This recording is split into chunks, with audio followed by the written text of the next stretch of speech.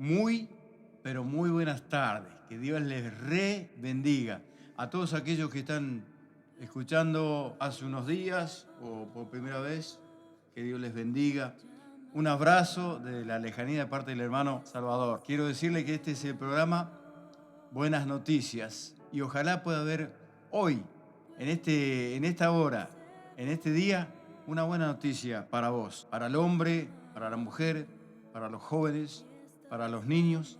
Puede haber buena noticia. Que Dios te bendiga. Me gustaría ir a la palabra de Dios. Se encuentra en el Salmo 133 y vamos a ver que tiene bendiciones terribles para nosotros.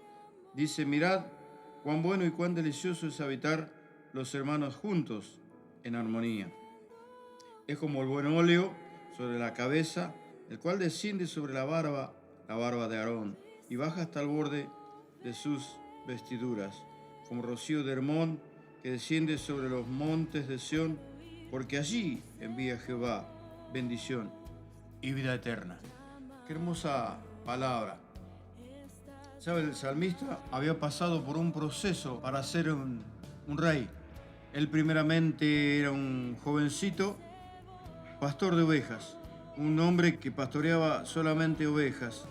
Y ahí tenía él un encuentro con Dios, él tenía una intimidad con Dios, él cantaba a la presencia de Dios, él adoraba a Dios, él estaba constantemente en comunión con Dios, siendo un pastor de ovejas, en el calor del día, en el frío de la noche, en las zonas donde él llevaba su ganado de ovejas, él estaba allí y tenía comunicación espiritual tremenda para con Dios. Lo bendecía y él sentía la presencia de Dios, pero solamente ahí estaba. Sabe que el pueblo antiguo antes no había reyes y un día dijeron, queremos un rey. En otros lugares había. Y ellos dijeron, queremos un rey. Samuel fue el último juez en la tierra en aquel entonces.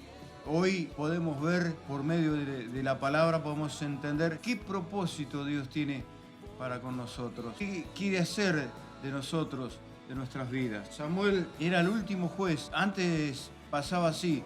Había problemas en el pueblo clamaba a Dios, pero el pueblo era un pueblo desobediente, un pueblo que hacía lo que quería, y cuando se veía mal, sabía dónde buscar la solución para sus problemas. Y hoy podemos nosotros mirar dónde está la solución para nuestros problemas. Entonces, el pueblo de Dios decide pedir un rey al juez, que era Samuel. Y entonces Samuel ora a Dios y Dios le dice, bueno, si ellos me quieren dejar, Dios le dice así, si me quieren dejar a mí como su rey, como su gobernador, que me dejen, les voy a dar el hombre. Y no le dio cualquier cosa, le dio el mejor hombre, le llenó de su Espíritu Santo y fue algo extraordinario la vida de Saúl, el primer rey que hubo sobre la tierra de Israel, que fue Saúl. Dios lo ungió, el profeta lo unge, el profeta Samuel, el juez Samuel, lo unge con un cuerno, eso lo lleva a ser rey. Él pasa por momentos muy especiales delante de la presencia de Dios. Un lugar donde están llenos del Espíritu Santo, él pasa por ahí y habla como esas personas. Fue lleno de Dios. Pero en la primera de cambio, en lo primero que le manda a Dios a hacer, este hombre fracasa, este hombre falla, este hombre hace lo que él quiere, no lo que Dios le pide. Y eso lo lleva a tener un error terrible en la presencia de Dios. Es como que lo abandona. Pienso que él pidió perdón, pero no pidió perdón de corazón. No se humilló delante de la presencia de Dios como tenía que humillarse. No buscó de Dios como tenía que buscar. No trató que Dios lo perdone. Él pide posiblemente perdón a Dios, pero no pasa. Entonces Dios lo desecha. Y le dice a Samuel, ¿hasta cuándo vas a llorar? Vamos a ungir a otra persona como rey. Y entonces pasan una temporada y Dios le dice, bueno, ahora tenés que ir a ungir a uno de los hijos de Isaí de Belén. Y este es David. Bueno, este hombre va y el papá de todos le presenta a sus hijos, uno mejor que otro. Posiblemente tenían presencia, tenían formas de guerrero, y le va presentando y dice, Samuel, ¿no tienes otro hijo? Sí, sí, tengo uno que está, dice, allá con las ovejas. Bueno, hasta que él no venga, no nos sentaremos en la mesa. Y fue terrible, porque David estaba cantándole a las ovejas, cantándole a Dios, buscando de Dios. Entonces le dicen, te manda a llamar tu padre. Y entonces él va. Y cuando llega es un jovencito, es casi un niño. Pero sin embargo, Dios tenía propósito con su vida. Y Dios tiene propósito para contigo. Dios tiene propósito para con tu persona. Dios tiene propósito para con tus hijos. Dios tiene propósito para con tu esposa. Dios tiene propósito para con tu hogar. Tu hogar tiene que ser transformado por el poder de Dios. Y esto es lo que estaba pasando en aquel momento. Y entonces Dios le dice, úngelo. Y ahí él lo unge como rey de Israel. Pero no fue rey enseguida. Fue ungido como rey y quedó como pastor de ovejas. Y vos podés decir, pero ¿cómo? Está pasando el tiempo y lo que Dios me dijo no se cumplió. Mira, Dios es el dueño de todos los tiempos. Dios es el dueño de tu vida.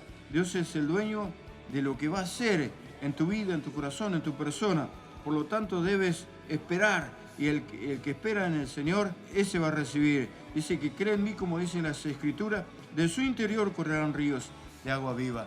Y ojalá pueda correr ese río de agua viva hoy por tu interior. Dios tiene un propósito para con tu vida o tu persona. Y entonces Saúl sigue como rey, pero era un rey, digamos, carnal. Un rey que no se dejaba llevar por las cosas de Dios. Y sin embargo, David, en el desierto, pastoreando ovejas, él se dejaba llevar por el Espíritu de Dios. Él se dejaba guiar por el Espíritu de Dios. Él se dejaba llenar por el Espíritu de Dios. Y ese corazón es el que le agradaba a Dios, porque era un corazón conforme al corazón de Dios.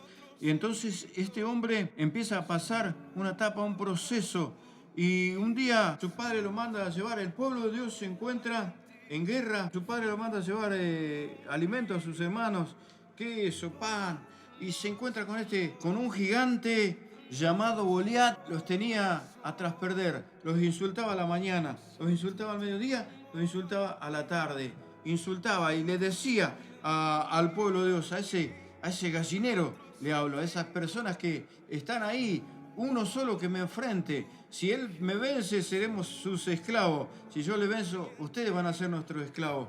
Y tenía miedo, hasta el rey sentía miedo. Y va David y escucha estas cosas y dice, ¿quién es este que está ofendiendo a los escuadrones de Israel? Y entonces dicen, así, es un gigante, es un hombre que está acostumbrado a batallar, acostumbrado a hacer guerra y acostumbrado a matar a sus enemigos. Y esto sucede a la mañana, a la tarde y a la noche. Nos insulta, había miedo. Pero David no tenía temor porque David tenía el Espíritu de Dios en su vida. Y con el Espíritu de Dios en nuestras vidas, las cosas cambian. Vamos a tener problemas, no le digo que no. Porque no porque seamos cristianos no vamos a tener problemas. Vamos a tener problemas. Pero con el Espíritu de Dios vamos a enfrentar los problemas y vamos a salir adelante y vamos a ser vencedores. Dice que con Cristo somos más que vencedores. Que Dios nos ayude y nos bendiga en esta hora y podamos ver que con Él somos más que vencedores.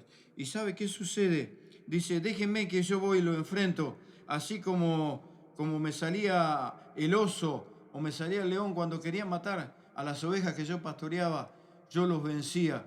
Yo atacaba al oso, atacaba al león, lo mataba, no había problema. Así va a ser con este gigante incircunciso. Fue una cosa terrible. Le buscaron una manera de vestirlo y lo vistieron con esa armadura y le quedaba grande. Era muy joven, era muy chico. Entonces él dice, dejen que yo voy así, de esta manera. Recoge unas piedras en el camino y el gigante dice, ¿quién es? Dice, ¿a qué me mandaron? A un perro. Así lo tenía comparado, pero sin embargo él tenía el Espíritu de Dios.